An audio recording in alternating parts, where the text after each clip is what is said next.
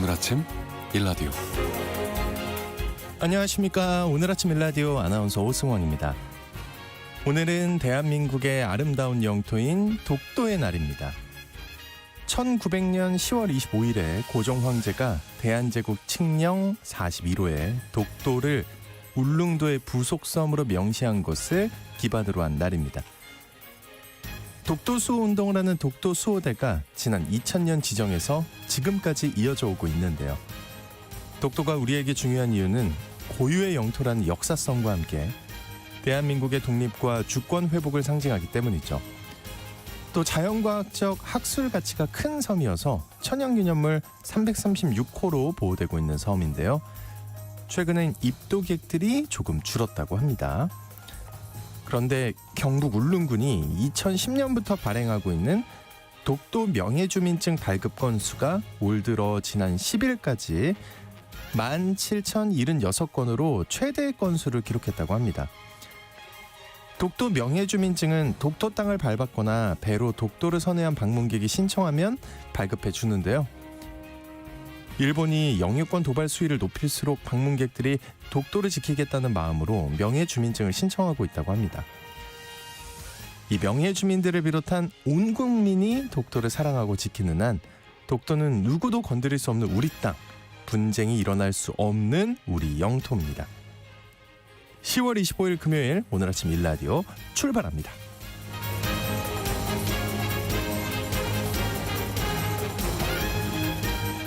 오늘 아침 일라디오 이 시간은 물론 KBS 일라디오의 모든 프로그램은 유튜브 KBS 일라디오 공식 채널이나 모바일 콩 어플리케이션을 통해 실시간으로 함께 하실 수 있습니다. KBS 일라디오 채널 구독과 좋아요, 댓글 많이 부탁드릴게요. 자, 오늘 팩트 연구소 시간에는요. 정년 연장이 일자리를 줄인다는 보도에 대해 팩트 체크 해보겠습니다. 이어서 모빌리티 시장은 지금에서는요. 안전주행을 위한 가을철 차량 월동 준비에 대해 알아보겠습니다. 자, 오늘 청취자 여러분들 참여하실 수 있는 퀴즈 나갑니다. 독도는 동도와 서도를 포함해 36개의 바위섬으로 이루어져 있고요. 독도 역시 일제 때 만들어진 지번 중심의 주소에서 도로명 주소로 바뀌어 쓰이고 있는데요. 이 도로명 주소에는 독도를 지킨 역사적인 인물들의 이름이 쓰이고 있습니다. 이 독도 동도의 도로명엔 최초로 우산국을 점령한 신라 장군의 이름을 딴 독도 이사붓길. 네, 문제 아니었어요. 서도는 조선 숙종 때 독도가 조선 땅이라는 걸 일본이 인정하도록 한 이 어부 이름을 땄는데요. 어부의 이름은 무엇일까요? 어부의 이름. 네. 문제 나갔습니다. 오, 많은 분들이 아시는데요. 예. 혹시나 모를까봐 저희는 보기를 준비했는데 보기를 안 드려도 될 것 같지만 드리겠습니다. 1번 안용복, 2번 안창호. 네. 보기 드릴게요. 1번 안용복, 2번 안창호. 이사부가 많이 오네요. 네, 아닙니다. 이사부는 아니에요.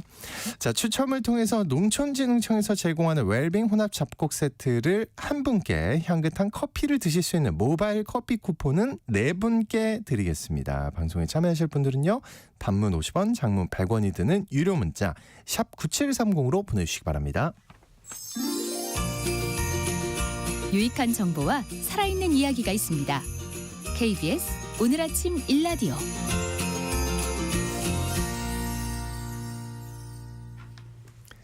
이 정보가 사실인지 혼란스러운 내용을 바로잡아보는 팩트 연구소 시간입니다. 이번 주에 정년 연장이 청년층의 일자리를 줄인다는 기사들 굉장히 많이 나왔는데요.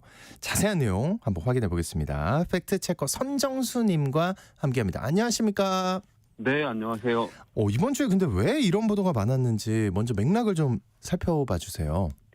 네, 행정안전부와 대구시청이 소속 공무직 근로자의 정년을 60세에서 65세로 연장하는 내용을 발표했습니다. 그리고 새로 취임한 대한노인회장이 노인 기준을 현행 65세에서 75세로 높이는 방안을 정부에 건의했고요. 네. 임금 피크제와 연동한 75세 정년 연장안을 이야기하기도 했습니다. 일부 언론들은 이런 내용을 보도하면서 정년 연장이 청년층 일자리를 줄일 우려가 있다, 이렇게 전했습니다.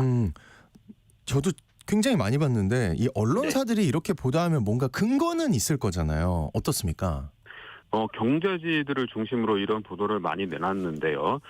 매일경제는 일자리는 그대로인데 정년 늘리자고 집에서 그냥 쉬는 청년 더 늘었다. 이런 제목의 기사를 발행했는데요. 전문가들의 코멘트와 연구 논문을 인용을 했습니다. 그리고 서울경제는 사설에서 일률적 정년 연장이 아니라 유연한 계속 고용 방안 논의할 때다라고 주장을 했고요. 이 사설에서도 기존의 임금 체계나 근무 조건을 유지한 채 정년만 연장하면 청년의 신규 일자리 감소에 따른 세대 갈등, 기업들의 인건비 부담 급증 등의 부작용을 초래하게 된다. 이렇게 주장을 했습니다.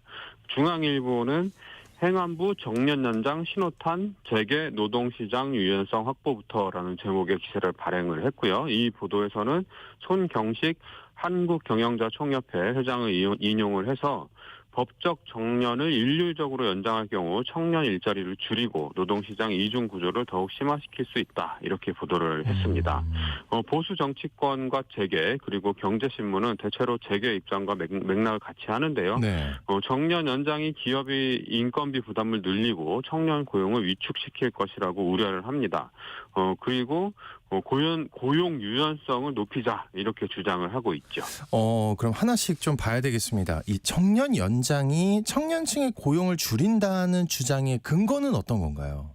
네, 많이 인용되고 있는 자료는 KDI 정책 포럼이 2020년 발간한 정년 연장이 고령층과 청년층 고용에 미치는 효과라는 보고서인데요. 네. 이 보고서에는 고용원 수가 9,000명 이하인 규모의 사업장에서 고령자 1명의 정년을 연장했을 때 15세부터 29세 사이의 청년 고용은 0.2명 감소하는 걸로 나타났습니다. 정년을 65세로 늘린 후 제도 도입 5년이 지난 시점이 되면 국내 기업들은 한 해 15조 8,626억 원의 추가 비용을 감당해야 된다. 이런 한국경제연구원의 분석도 있었고요. 2022년 한국노동연구원 연구에서는 세대 간 고용 대체 관계가 나타나고 있다. 이렇게 분석을 했는데요. 고령 노동자들이 늘어나면 상대적으로 젊은 층의 일자리가 줄어든다는 걸 검증한 연구이고요. 55세 이상 고령자와 35세 미만 청년층 사이에서 고용 대체 관계가 존재할 가능성이 크다. 이렇게 결론을 내렸습니다. 네. 그리고 김대일 서울대 경제학부 교수가 지난해 노동경제 논집에 발표한 정년 연장의 청년층 일자리 효과라는 논문에 따르면 2016년부터 시행된 60세 정년 의무화로 23세부터 27세 사이 청년층의 전일제 임금 근로 일자리가 6% 감소한 걸로 나타났습니다. 이 정년 연장이 청년층 고용을 줄인다는 연구가 굉장히 많은데요. 그러면은 혹시 다른 결과를 도출한 연구는 없을까요? 있습니다. 네. 60세 정년 의무화 법안이 제정된 게 2013년인데요. 이 무렵에도 이 정년 연장을 둘러싼 찬반 논란이 굉장히 거세게 일었습니다. 당시에도 정년 연장이 청년 고용을 줄인다는 주장하고 그렇지 않다는 주장이 대립을 했었는데요. 2013년 한국노인인력개발원은 정년 연장, 청년층 고용 악화 요인으로 보기 어려워라는 제목의 보도자료를 배포를 했습니다. 개발원은 이 보도자료에서 세대 간 고용률의 상호 보완 관계를 입증하는 연구 결과가 더 많으며 앞으로 우리나라 고용 정책은 특정 연령대만을 위한 정책보다는 세대 통합적 정책이 중심이 돼야 한다. 이렇게 밝혔습니다. 그리고 그 당시까지 나온 해외 연구들을 봐도 세대 간 일자리 대체설, 그러니까 고령층 고용이 늘면 청년층 고용이 줄어든다. 이런 가설을 지지하는 연구보다 세대 간 일자리 보완 관계를 지지하는 연구가 더 많았다. 이렇게 종합을 합니다. 그리고 최근 연구 결과를 보면 2023년에 한국조세재정연구원의 연구 결과가 나와 있는데요. 이 연구에서는 정년 연장에 따른 고령층 고용의 증가가 청년층 고용이 아닌 중장년층 고용에 부정적인 영향을 끼칠 수 있음을 시사한다. 이렇게 밝혔습니다. 2013년 기준 정년 연장 대상자가 1명 더 많았던 사업장은 2013년부터 16년까지 기간 동안 15세부터 29세 근로자를 0.37명, 30세부터 44세 근로자를 0.61명 추가 고용한 걸로 나타났습니다. 반면에 45세부터 54세 사이의 노동자들은 총 고용이 늘어났음에도 고용 인원이 줄어든 걸로 나타났습니다. 이 정년 연장이 청년 고용을 줄인다는 주제에 대해서는 상반되는 연구가 나와 있는 셈이네요. 그죠? 네. 네. 자, 근데 이 정년 연장 논의를 살펴보면요. 약간 공허하다는 느낌이 드는 이유가 그 주변에 정년 퇴직하시는 분들은 공무원이나 교사, 공공기관 이런 데 근무하시는 분들밖에 없는 것 같단 말이죠. 네, 그렇습니다. 정년 아무리 늘려봤자 뭐하냐. 지금 정년 채우는 사람도 없는데 뭐 네, 이런 네. 논리인데요. 뭐 맞는 말씀입니다. 국회 미래연구원 보고서에 따르면 60세 정년제가 2016년에 도입이 됐지만 노동자가 주된 일자리에서 퇴직하는 시기는 정년 연장 이전에 비해서 오히려 빨라진 걸로 나타났습니다. 2012년만 해도 노동자들이 주된 일자리에서 평균 19년 7개월을 일을 하고 53세에 퇴직한 걸로 나타났는데요. 이게 2022년에는 주된 일자리 근로기간은 15년 5개월로 짧아졌고 퇴사 연령은 49.3세로 오히려 더 짧아졌습니다.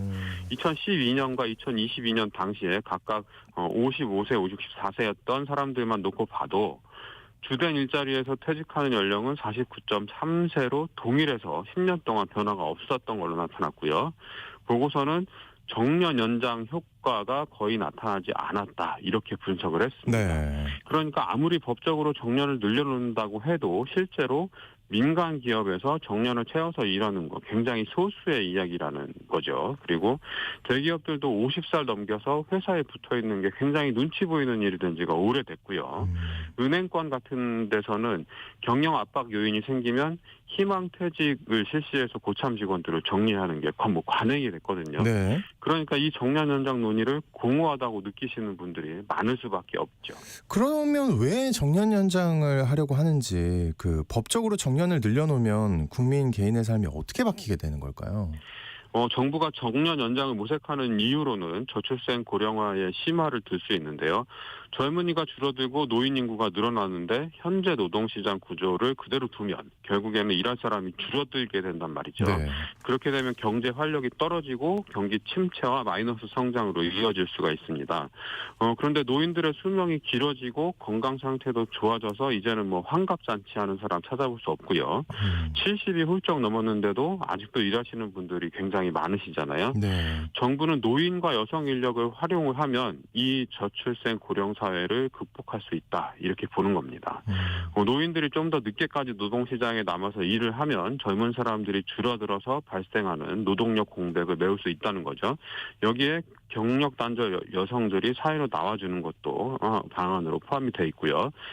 근데 당장 정년을 늘렸다고 해서 우리 삶이 확 바뀌지는 않을 겁니다. 2013년 바뀐 법으로 60세 정년이 보장이 돼 있는데 앞서 말씀드렸다시피 주된 직장에서 퇴직하는 연령은 오히려 빨라지고 있다. 이런 결과들이 나오고 있지 않습니까? 네네. 뭐 이런 상황입니다. 그 일각에서는 연금 개시 시점과 정년 퇴직 시점을 일치시켜서 소득 공백을 막는다. 이런 취지로 설명을 하고 있기도 한데요. 네, 행안부 관계자는 공무직의 정년 연장은 국민연금 수급 개시 나이에 맞춰 소득 공백을 없애기 위한 차원이다 이렇게 밝혔습니다. 정년이 60세인데 국민연금은 65세부터 받게 되니까 5년 동안은 소득이 없게 되잖아요. 이걸 네. 막고 연금이 나올 때까지 계속 일할 수 있도록 하겠다는 취지인데요. 이 방안이 발표된 뒤에 그런 공무직이 아니라 공무원들한테도 확대 적용되는 거냐, 또 민간으로도 확대되냐 이런 논란들이 많았습니다. 그러자 이 유해미 대통령실 저출생 대응 수석비서관이 방송에 출연을 해서 이렇게 얘기를 하는데요. 일반 공무원의 정년 연장과는 별개의 문제다. 공무원 정년 연장은 사회적 논의가 필요한 부분이다. 이렇게 한 발 좀 물러섰습니다. 그런데 명확한 건 정부가 노인들이 더 오래 일할 수 있도록 제도를 바꿔나갈 필요성을 강하게 느끼고 있다는 점입니다. 그리고 현 노동시장 구조는 그대로 둔 채 정년만을 연장하는 것은 재계가 강력하게 반대하고 있고요. 정년 연장을 하더라도 정년까지 직장을 계속 다닐 수 있는 노동자는 현재 이 노동시장 구조에서 강력한 노조가 조직돼 있는 사업장 종사자들의 해당되는데요. 네네. 노조가 없거나 있어도 힘이 없는 사업장은 결국 개별 노동자가 싸워가면서 정년을 채워야 되는데 굉장히 쉽지 않은 일이죠. 있을 수 없죠. 네, 사실상 불가능하다고 봅니다. 저는. 네. 그 청년 취업난은 가중되고 여기에 청년 연장으로 일자리까지 빼앗긴다는 박탈감이 청년 세대에는 분명히 존재하거든요. 이거에 네. 대한 어떤 해법이랄까요? 어떤 게 있을 수 있을까요? 정부는 임금 피크제 도입을 강력하게 주장을 하고 있는데요. 노사 협상을 통해서 정년은 늘리되 근속 연수가 늘어나는 만큼 임금은 적정 비율로 삭감을 해서 사측의 인건비 부담을 줄여주고 젊은이들을 채용할 여력을 늘려주자 이런 취지입니다. 신임 대한노인회장이 정년을 75세까지 연장하고 해마다 받는 임금을 깎아서 마지막 해에는 가장 많이 받았던 금액의 20% 정도만 받도록 하자고 주장하는 것도 같은 맥락인데요. 네네. 취지는 굉장히 좋은데 이해관계가 복잡하게 얽혀 있습니다. 그래서 사회적 대타협이 필요한 거고 논의 과정이 필요한 거죠. 지금 노조 조직률이 10% 안팎에 머물고 있어서 이 사회적 대타협, 노사정 대타협을 이뤄낸다고 해도 그걸 전체 노동자들을 대표한다고 보기도 좀 어려운 측면이 있고요. 네. 아무튼 좀 지난한 과정이 필요합니다. 근데 다만 최근 들어서 경제사회노동위원회에서 공무원 타임오프 한도 합의를 이뤄내는 등 사회적 대화가 재개되는 조짐을 보이고 있기는 합니다. 이 정년 연장 논의도 연말 또는 내년 초까지 결과를 내놓겠다고 공언을 하는 상황이라서 좀 더 지켜봐야 될 것 같습니다. 네. 오늘 팩트 연구소 시간에는 청년 연장이 청년 고용을 줄인다는 보도에 대해서 확인해봤습니다. 지금까지 선정수 팩트 체커와 함께했습니다. 오늘 말씀 고맙습니다. 네, 고맙습니다.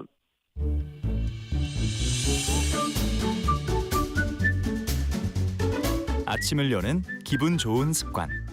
KBS 오늘 아침 1라디오.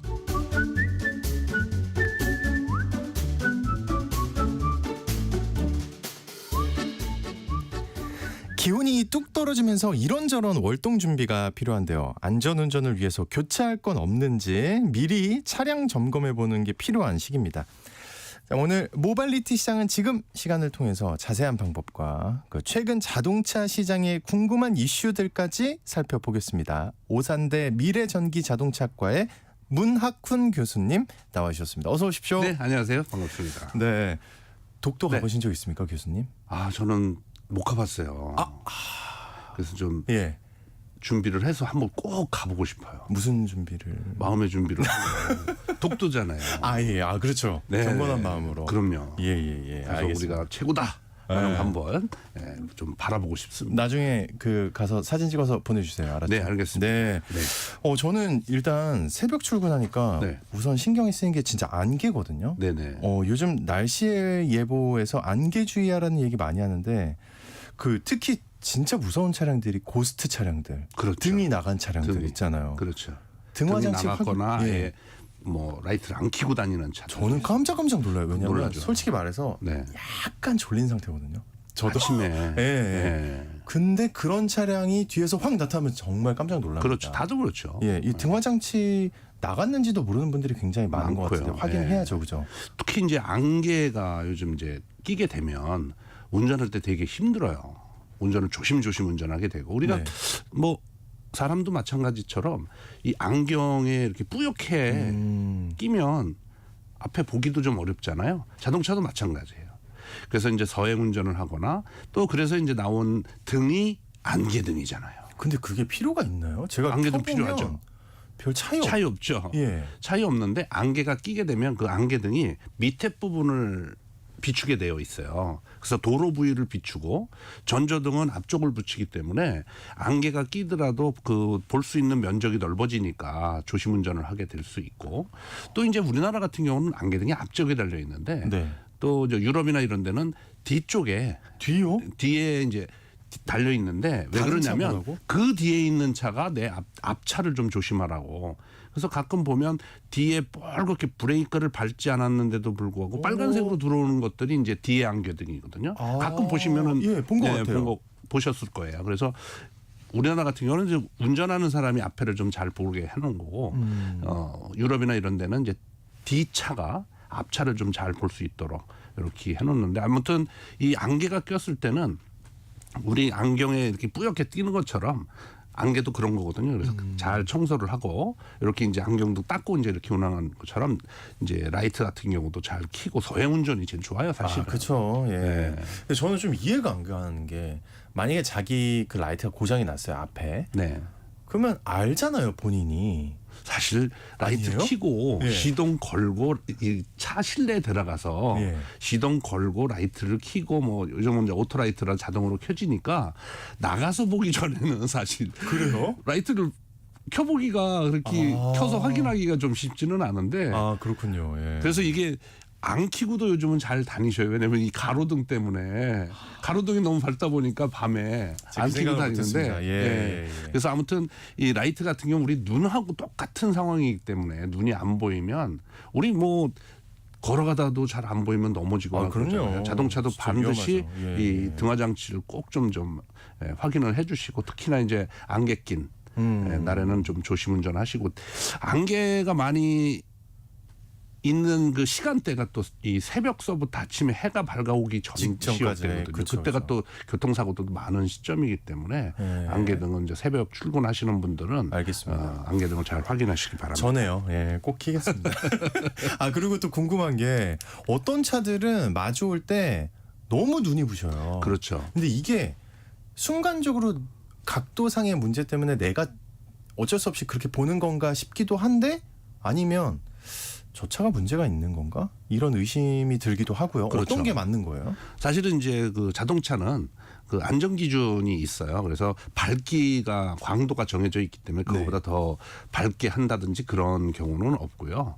우리가 이제 사실은 이렇게 오면 다른 차에 비해서 상대방 차들이 이렇게 밝게 보이는 경우가 있는데 순간적으로. 사실 순간적으로. 예. 근데 그런 거는 사실 불빛을 보면 안 돼요. 보지 말고 아, 내 스스로가 스스로 보지 않으시는 게 더 좋아요. 왜냐하면 안전하게. 예. 눈이 딱 한 번 보면 그 살짝 눈이 이게 흔들릴 수가 있단 말이에요. 그래서 아예 약간 어두운 쪽 이렇게 운전하다가 그걸 직접 볼 필요는 없으니까 예. 약간 이렇게 피해서 보시는 게 일단 우선 좋고요.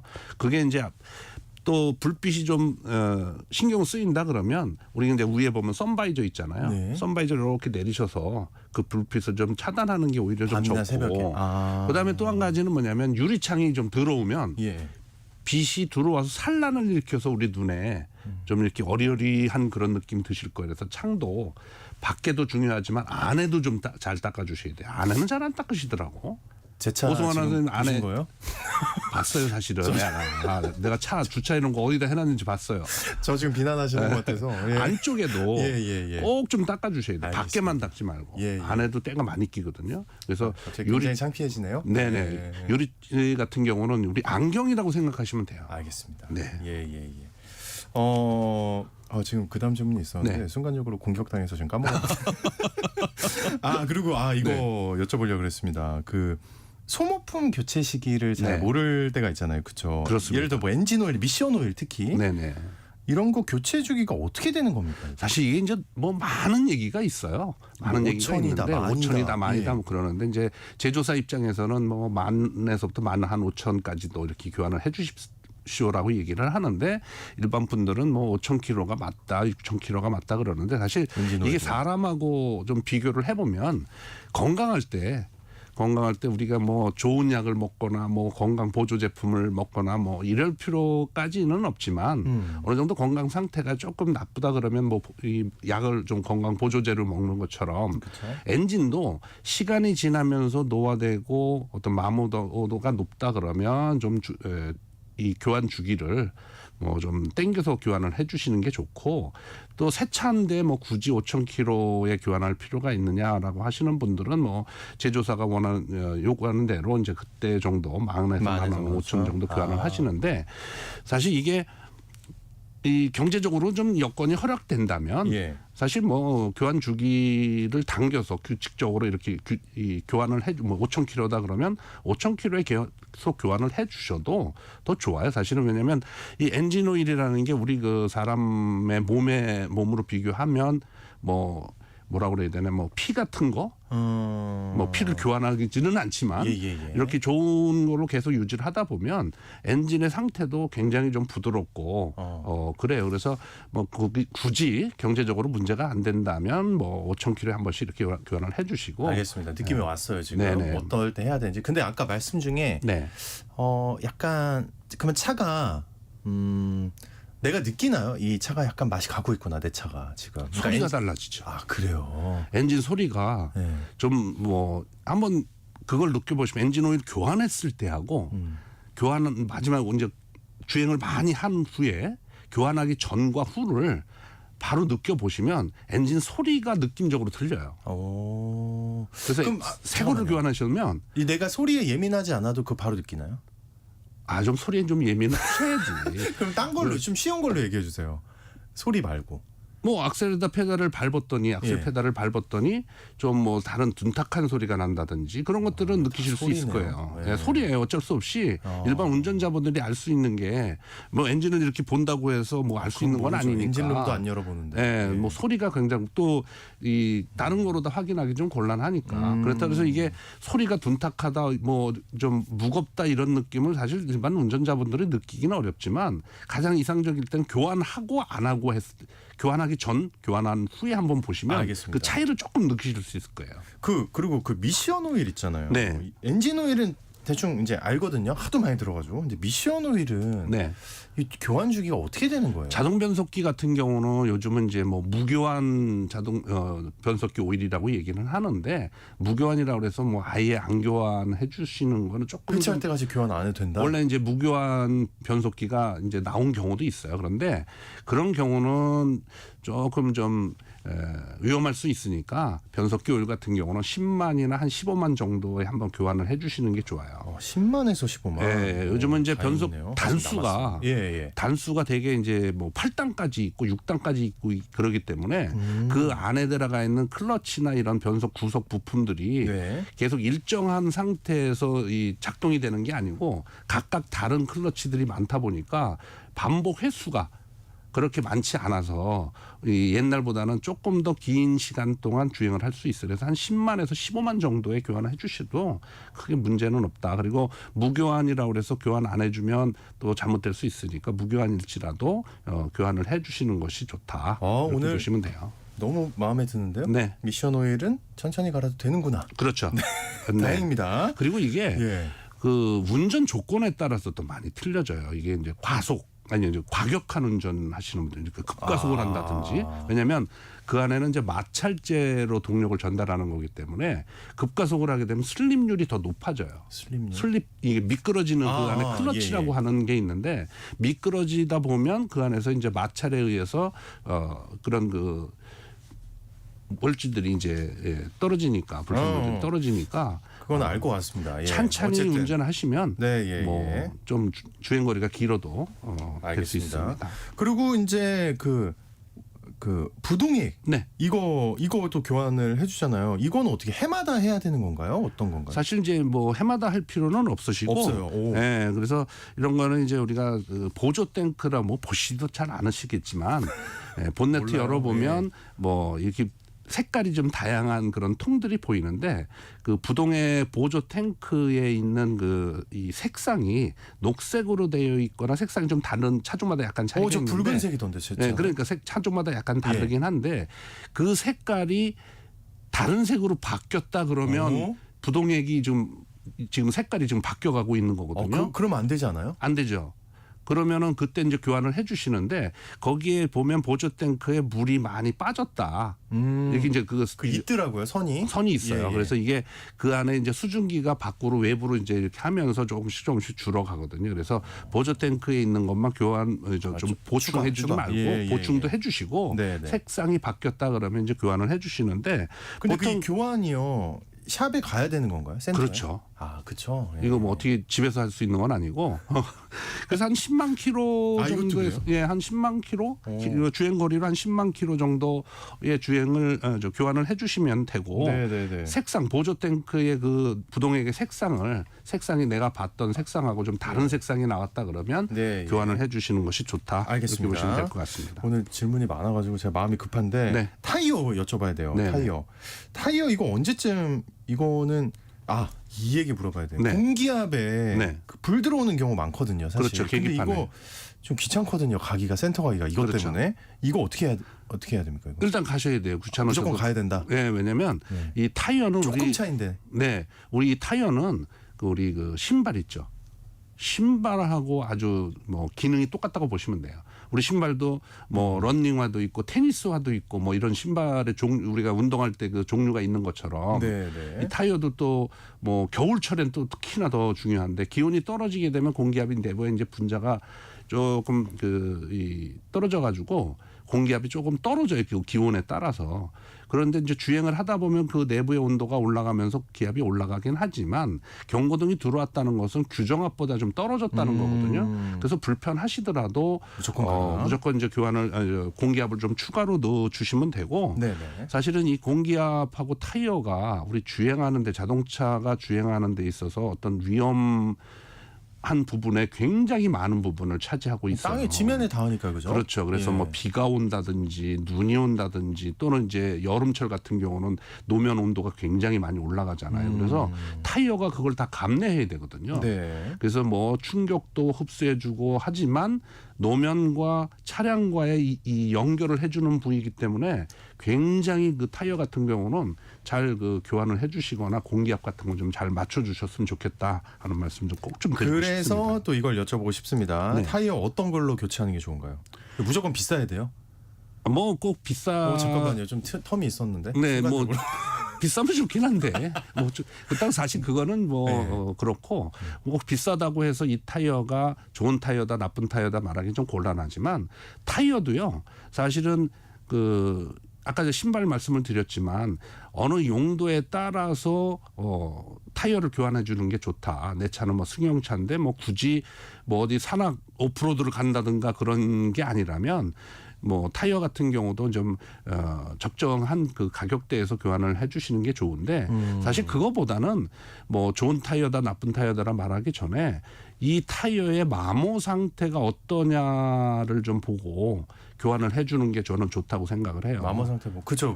예. 왜냐하면 아까 말씀드린 것처럼 신발이 다 다른 거 가지고 뭐 100m 달리기를 한다든지 뭐 이렇게 뭐 하는 거는 조금 좀 그렇다. 특정 브랜드를 많이 따지더라고요. 제가 인터넷에 보니까. 많이 있죠. 이건 어떻습니까? 이거 뭐 의미가 없네요? 그거보다는 예. 이 내 차가 지금 어느 정도는 어느 정도의 그 가격대에서 좀 타이어를 구입해서 장착을 하는 게 좋은지를 먼저 보시는 게 좋아요.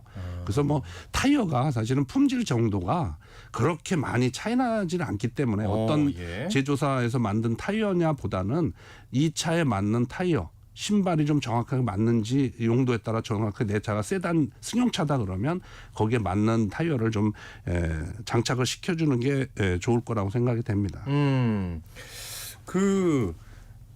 요즘에 이런 분들 많아요. 인터넷으로 타이어를 사서 그 최저가로 네. 구매를 해서 이제 장착점으로 보내서 하는 분들 그렇죠. 있잖아요. 그렇죠. 이거 괜찮죠? 이거 어떻게 보세요? 뭐 나쁜 방법은 아니에요. 그래서 인터넷에서 이제 구입을 하는데 네. 이게 이제 인터넷에서 구입할 때는 좀 봐야 되는 게 이제 이 중요한 포인트가 있는데 알려주세요. 일단 타이어 사이즈를 잘 봐야 돼요. 내 차 사이즈를 먼저 보세요. 그래서 타이어 옆면을 보게 되면 뭐 예를 들어서 숫자 3개 있잖아요. 네, 뭐 175, 55R, 뭐 19 이렇게 써 있어요. 요거를 잘 봐야 돼요. 잘못하면 우리 신발 사이즈 다른 거를 사가지고 하게 되면 안 돼요. 그렇죠. 못 신죠. 못 신습니다. 그래서 거기에 보면은 뭐 155, 55R에 뭐 19 이렇게 써 있는 거는 뭐 폭이라든지 휠의 직경이라든지 이런 게 나와 있는 거기 때문에 그거를 보고 이제 구매를 좀 하시면 되는데 이제 가격 비교를 하시고 아까 말씀드린 것처럼 어떤 타이어가 좋으냐 나쁘냐 이게 타이어가 또 싸지 않거든요. 네. 그래서 제조사별로 약간의 차이는 있지만 제조사보다는 이제 사이즈를 정확하게 좀 확인하는 게 좋고 그리고 타이어를 집으로 가져와서 집에서 또 교환하는 데까지 가져가기 힘들으니까 너무 힘들죠. 사전에 가서 내가 교환할 근처에 이제 뭐 어디 다니던 정비업소라든지 있으면 예. 차가 이 타이어가 지금 올 거니까 오면 받아달라고. 예, 받아서 좀 교환을 해주십시오. 그러면 그 작전이네요. 주소를 그쪽에다가 하시고 차를 가져가시면 거기서 교환하고 교환 비용만 하게 되면 뭐 인터넷에 좀 저렴하게 구입해서 교환 비용만 주면 좀 더 뭐 수월하게 싼 가격에 좀 구입을 할 수가 있다. 이런 말씀을 드리고 꿀팁입니다. 예. 그리고 이제 그런 인터넷에 구매했을 때 이게 잘못하면 또 부품을 좀 반품하는 경우도 생길 수 있기 때문에 그런 것들이 무슨 좀 부품을 반품해요? 타이어가 뭐 예를 들어서 갖고 왔더니 네. 이건 잘못된 거네. 이제 교환점에 갔더니 그럼 이제 반품해야 되잖아요. 예, 예. 그래서 반품이 잘 되는지 또 뭐 타이어는 AS가 잘 생기진 않지만 또 AS가 가능한 곳인지 환불이 잘 되는 곳인지도 한번 좀 면밀히 좀 보시고 평을 좀 봐야겠네요. 예. 댓글도 좀 보시고 예. 뭐 그런 걸 보시고 사야지 샀는데 이거 실망스럽다 그러면 안 되니까. 예, 알겠습니다. 그래서 인터넷으로 하는 것도 좋은 방법이다. 그 날이 추워지면 신경 쓰이는 게 이제 방전이잖아요. 네. 그 배터리는 어떤 경우 교체해야 되는지. 그러니까 그리고 또 궁금한 게 혹시 우리가 미리 체크하는 방법이 있나요, 배터리? 사실 배터리를 체크할 수 있는 방법은 없고요. 없어요. 네, 또 이것도 소리로 좀 해야 되는데. 나왔군요. 이 겨울철에는 큰일 났네. 예. 아무래도 이제 배터리 같은 경우는 이제 화학 작용에 의해서 이제 충전을 시키고 또 이 시동을 걸면 방전이 되고 이런 과정을 거치게 되는데 겨울철에 이제 딱 앉아서 추울 때 시동 버튼을 딱 눌렀더니 그 평상시에 돌아가던 소리하고 좀 다른 느낌이 있을 때 있어요. 예를 들어서 뭐 소리로 좀 말씀을 드리면 네.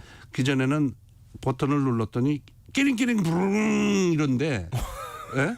예를 들어서 배터리가 좀 겨울철이 또 문제긴 해요. 왜? 눌러서 딱 했더니 끼링끼링 부릉 뭐 이런다든지 힘이 빠졌네. 힘이 빠졌잖아요. 그렇다고 해서 뭐 크락션 이 경운기를 눌러서 그 소리로 비교하기는 좀 왜냐하면 이게 전류가 그렇게 많이 소모가 되는 게 아니기 때문에 전류는 크랭킹할 때 제일 많이 소모가 되거든요. 크랭킹이 이제 시동 걸 때. 시동 걸 때. 그래서 그 소리를 좀 보시고 그렇게밖에는 사실 확인할 수 있는 방법이 없어요. 옛날에는 뭐 사이드 글라스라고 해서 이렇게 보면 좀 볼 수 있는 표시창이 있었는데 요즘 배터리는 아예 표시창도 없고 그렇기 때문에 뭐 일반 소비자 운전자분들이 사실 배터리 이상 유무를 판단하기는 그렇게 쉽지 않다. 근데 이거는 괜찮을 것 같아요. 교수님 말 들어보니까 이 네. 소리는 쉬운 것 같아요. 아 그렇습니까? 끼링끼링 그르릉 이것만 기억하면 되죠. 그렇죠. 힘이 빠진 배터리. 그르릉. 그럴 때는 겨울철에가 사실은 그래요. 그리고 알겠습니다. 예. 디젤 차량 같은 경우는 이 배터리 소모량이 더 많아요 겨울철에. 그래서 시동이 딱 했더니 안 걸렸어. 근데 바로 시동 걸지 마시고 네. 조금 한 4, 5초 정도 있다가 이제 두 번째 시동이 안 걸렸으니까 또 걸으셔야 되잖아요. 예. 나 4, 5초 있다가 시동을 걸어주세요. 바로 시동 거시면 그만큼 배터리가 좀 더 빨리 소모가 되기 때문에 4, 5초 있다가 다시 한번 시동을 걸어주시는 게 좋아요. 네. 그리고 이것도 여쭤봤어야 되는데 이 윈터 타이어, 그러니까 스노 타이어라고 많이 하죠 사람들이. 네. 이거 먼저 이 질문부터 드려볼게요. 필요합니까? 우리나라 겨울에서? 필요하죠 서울이다. 사실은. 그래요. 필요한데 네. 사실 이제 우리 워낙 공무원님들이 부지런하시잖아요.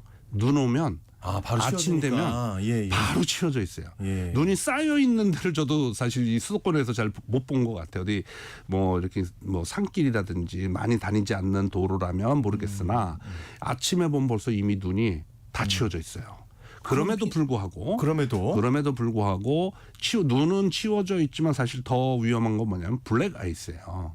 치운 상태에서 도로면이 얼어서 미끄러질 수 있기 때문에 그 까만 거 기름이랑 섞여서 온 거 그거 말씀하시는 아니요 이제 거예요? 노면에 예. 그냥 얼음이 살짝 그런 살얼음 같은 게 얼어서 그래서 이제 주행을 하다 보면 미끄러지는데 사실 그게 보이질 않거든요. 예. 그래서 제동을 해도 미끄러진다든지 그래서 이제 스노 타이어가 좋기는 한데 이 스노 타이어는 이 마찰력을 좀 극대화시켜서 좀 운행하는 데 도움을 주기 위한 거긴 한데 또 이제 만약에 눈이 없는데 조금 달려보면 이제 노면의 소음이라든지 뭐 이런 것들은 좀 들릴 수는 있는데 그 뭐 피곤하지 않고 좀 귀찮지 않으시다면 뭐 겨울철에 스노우 타이어 하는 것도 안전해요? 안전운전에는 도움이 되는데 저도 사실은 스노우 체인이나 스노우 타이어를 교환한 적은 사실 여태껏 없었던 것 같기는 한데. 수도권에서 운전하는 분들의 경우에는 네네네. 그래서 좀 교환을 해줘도 좋기는 하지만 뭐 굳이 뭐 안 해도 된다. 알겠습니다. 어떤 느낌인지 알 것 같아요. 네네네.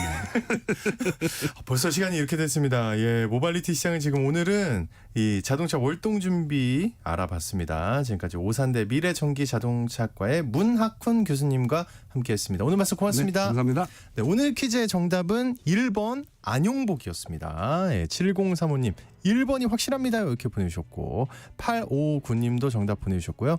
0358님 8339님 다 감사하고요. 중복 당첨 여부 확인 후에 홈페이지에 당첨자 올려놓도록 하겠습니다. 저는 내일 다시 돌아옵니다. 좋은 하루 보내세요.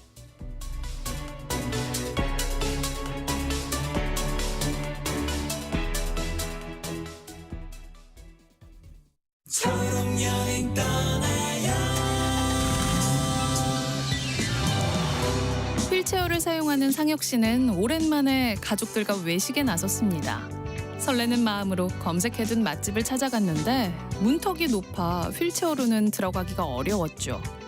아쉬워하는 아이들을 보니 미안한 마음이 들었지만 어쩔 수 없이 발길을 옮겨야 했습니다. 그런데 그때 상혁 씨를 발견한 사장님이 문턱에 이동식 경사로를 설치해 주셨어요. 가보고 싶었던 맛집을 방문한 것도 좋았지만 휠체어 사용자를 환영해준 사장님의 배려가 상혁 씨 가족을 더 행복하게 만들었습니다.